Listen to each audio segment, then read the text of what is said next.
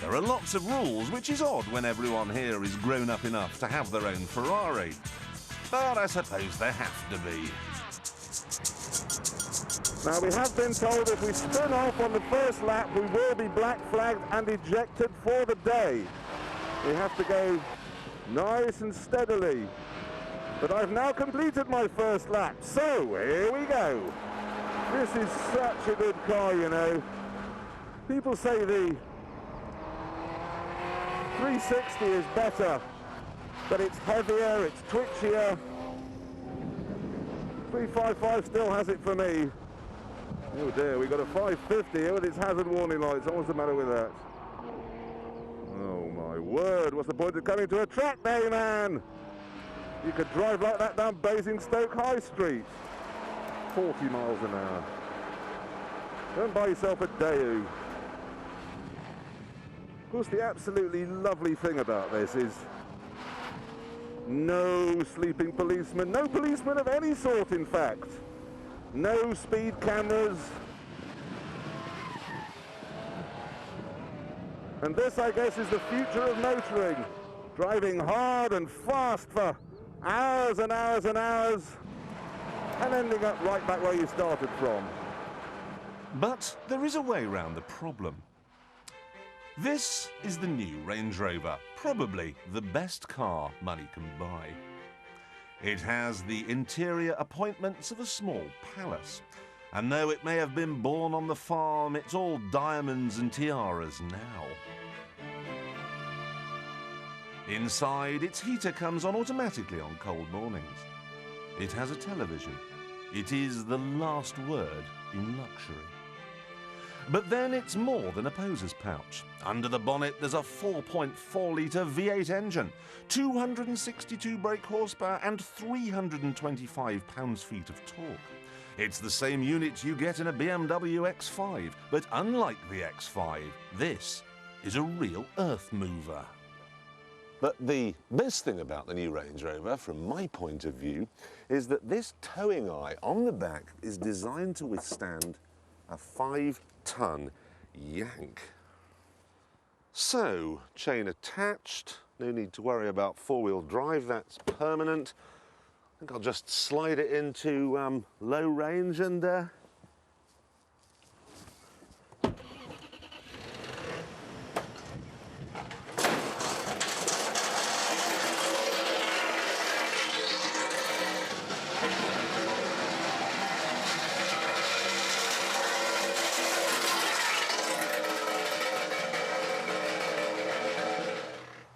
Again, don't try this at home.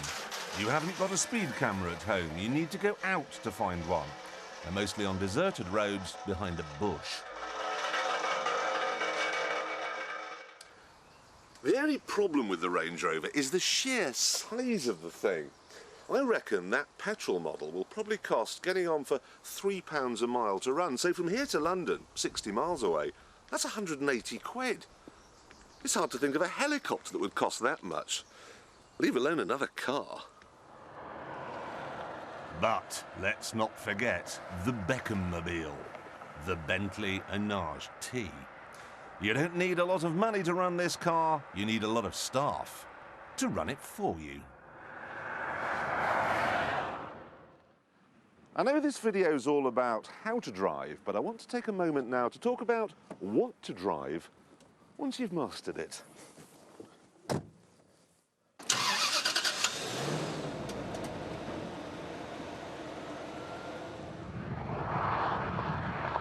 It takes 7 hours to build a smart car and 47 hours to build a Porsche 911 Turbo. So how long do you suppose it takes to make one of these? No, I'm afraid you're completely wrong. It takes 450 hours. If you want a two-door Continental, that's 650 hours. Simply to carve and polish the dashboard alone takes 3 times longer than it does to build an entire Porsche. You might have assumed when Volkswagen took control of Bentley that all this craftsmanship would be ditched, but no. And more, they've even thrown away the BMW engine and brought the old British 6 3/4-litre Warhorse back from the dead. And they've fitted it with a couple of turbochargers, so this big Brit Bruiser absolutely flies. 0 to 60 takes 6.5 seconds. Top speed? God knows. The most amazing thing is, though, that even though you've got all this power and all this torque and all this weight, I've no idea how much it does weigh, but I'd say 2.5 tons minimum, and yet, even with the traction control turned off, it's just so easy to drive. I love this car. The Enage picks up the baton dropped by the old Aston Martin Vantage and uses it to club the competition to death.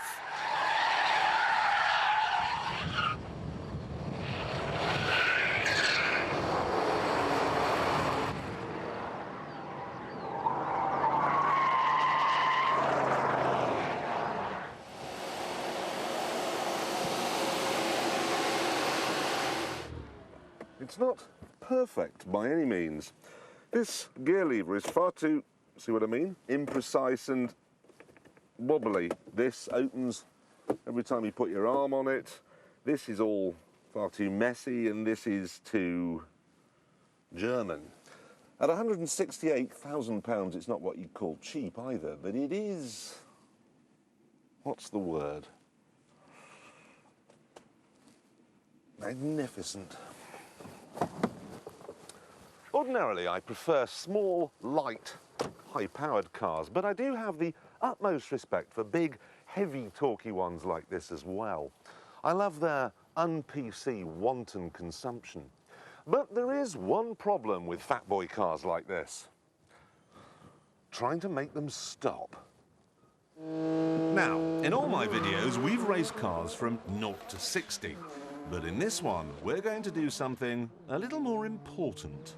What I'm going to do is race these three cars, the Ford Anglia, the Ford Focus and the Range Rover, from 60 to 0. They're all going to come barreling down the runway at 60 miles an hour, and when they get to this line in the concrete, they're going to jam on their brakes.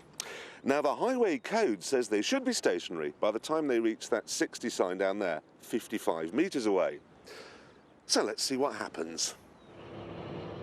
It took us a mile or so to get sorted out. It's hard to accelerate as slowly as an Anglia. But eventually, after an hour or so, we were all doing 60, and as we crossed the line, we braked.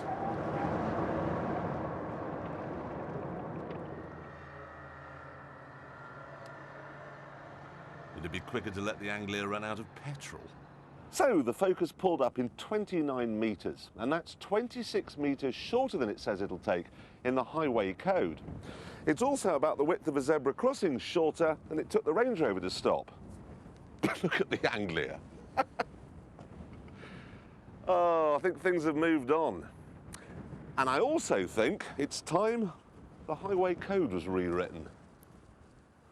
One of the most dramatic ways you can improve the performance of a car without complicated engineering work is by fitting better tyres.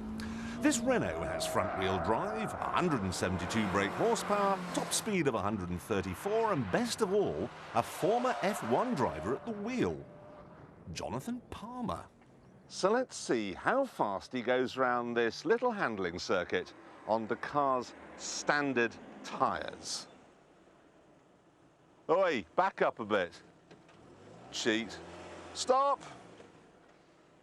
3, 2, 1, go. So we're off in the Clio 172 with the standard tyres, an Avon tyre, up to second gear, 70 miles an hour. Let's leave it on the rev limiter, on the brakes. This is quite a tight left-hander here, and about 30 miles an hour to the middle of that. And a bit of understeer there, front running wide. I've got to keep it tight through this next right-hander, and then through this slalom section. Too much power for the grip of the tyres, and the front runs out wide, as is happening now. Right down to second gear, way well wide on that. More understeer again, but overall this Clio handles really well. We're keeping it tucked in tightly. There it is. And it felt pretty good. And it was pretty good. A lap of 49.42 seconds. So let's see what happens when we fit the same car with some remolds.